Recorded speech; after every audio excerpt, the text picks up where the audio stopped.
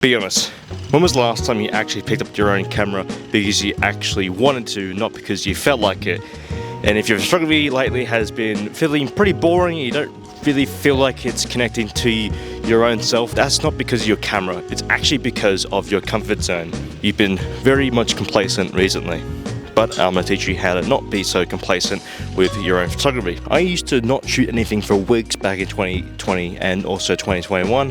That's because my photography felt boring, and only because I only shoot photos when I was on holidays.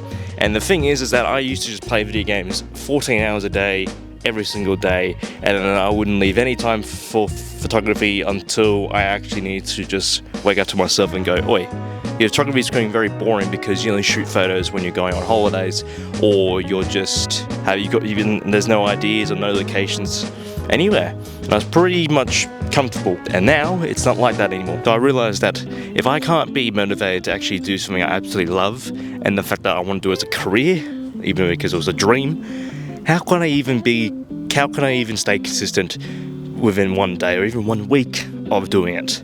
And that's when I realized something needed to change with my photography to become less boring.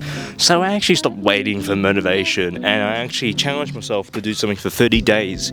So while this was happening, I actually started to create a whole bunch of videos, and then I actually hit a block with my photography, and that's when I started to do a 30-day challenge of making photography a habit, to show people that, like, yes, photographers like me can lose a bit of spark and make my photography a bit more boring. That's when I decided to actually just create a whole bunch of types of photography, go for them, and decided to dig out which one I do like and which one I don't like.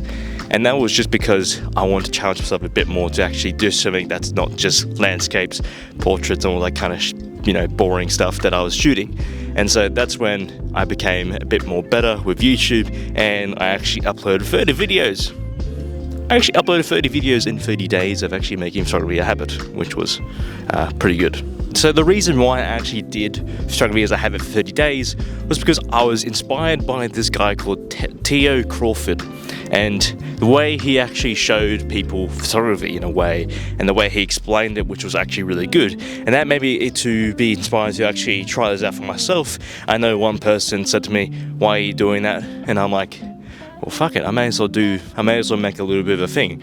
30 days, 30 different types of photography, and then I actually show people, different types of photography that are very weird to me, but then also very odd and weird at the same time. But the thing is that photography can be fun, photography can be boring, and if you find your photography very boring, then you must absolutely change something in here. But if inspiration is not if you find yourself to be motivated to actually do something, motivation can only last a simple a day or a week or so, and then you will start to just go very drained. And if you can't be inspired by yourself to actually make photography a habit or even a job, then you're not going to last very long in this industry. So if your issue is not motivation or inspiration, let's just try this. Pick out your favorite movie scene that you really like. Like as a child, you actually watched that movie scene, you kept replaying it over and over again, and you go I want to know how they make that. And yes, I've done that before.